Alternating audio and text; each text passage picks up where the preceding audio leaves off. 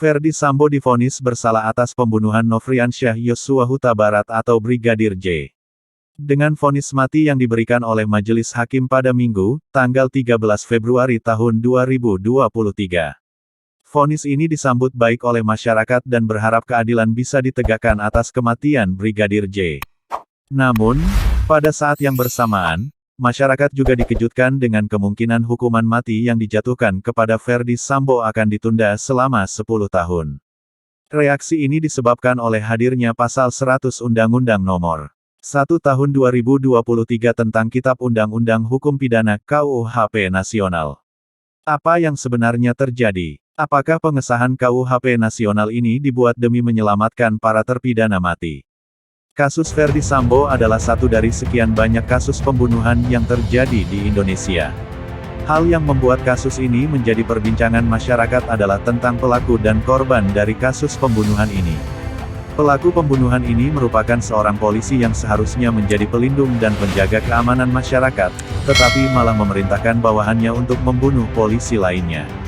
Selain itu, oknum polisi yang memerintahkan tindakan tersebut adalah salah seorang perwira penting di Indonesia.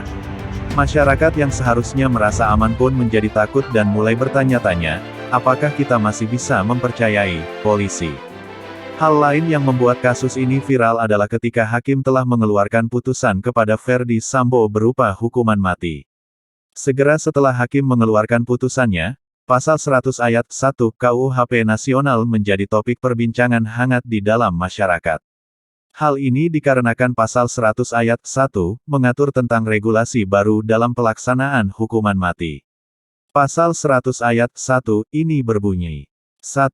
Hakim menjatuhkan pidana mati dengan masa percobaan selama 10 tahun dengan memperhatikan a. Rasa penyesalan terdakwa dan ada harapan untuk memperbaiki diri, atau b. Peran terdakwa dalam tindak pidana.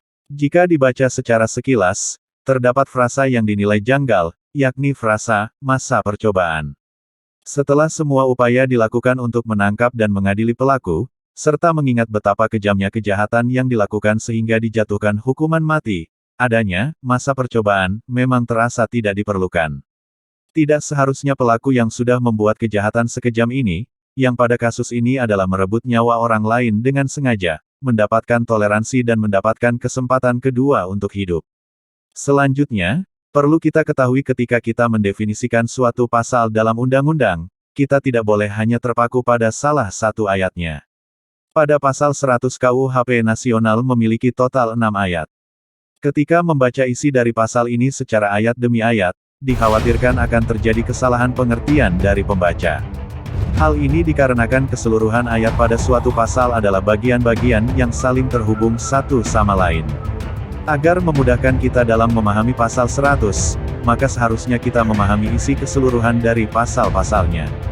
Lebih lanjut, mengenai Undang-Undang Nomor 1 Tahun 2023 tentang Kitab Undang-Undang Hukum Pidana baru akan diterapkan pada tanggal 2 Januari tahun 2026, sesuai dengan pasal 624 KUHP Nasional yang berbunyi, undang-undang ini mulai berlaku setelah 33 tahun terhitung sejak tanggal diundangkan.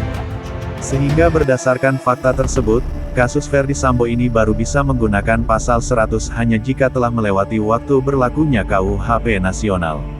Hal ini juga didasarkan oleh sebuah asas dalam hukum pidana yakni asas lex posteriori derogat legi priori, yang berarti bahwa peraturan baru akan mengesampingkan peraturan lama.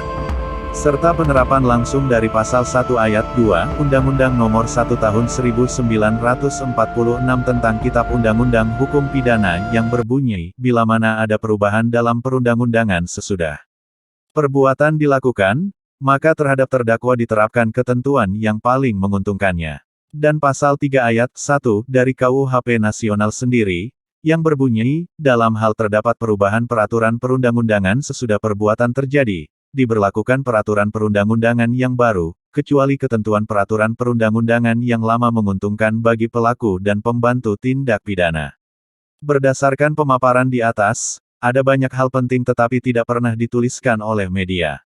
Hal ini menunjukkan betapa kuatnya informasi sebagai sebuah senjata sekaligus kemudi untuk mengatur arah dan konsep berpikir masyarakat. Masyarakat seakan menjadi hewan ternak yang kebingungan yang mengikuti satu sama lain dan selayaknya kumpulan semut yang bergerak berputar membentuk anmil. Ada banyak hal yang bisa kita lakukan untuk mengantisipasi hal-hal tersebut. Mulai dari langkah preventif seperti berupaya menambah wawasan yang luas serta berpikir terbuka, atau upaya represif seperti mengecek kredibilitas dan keaslian berita yang ditampilkan media.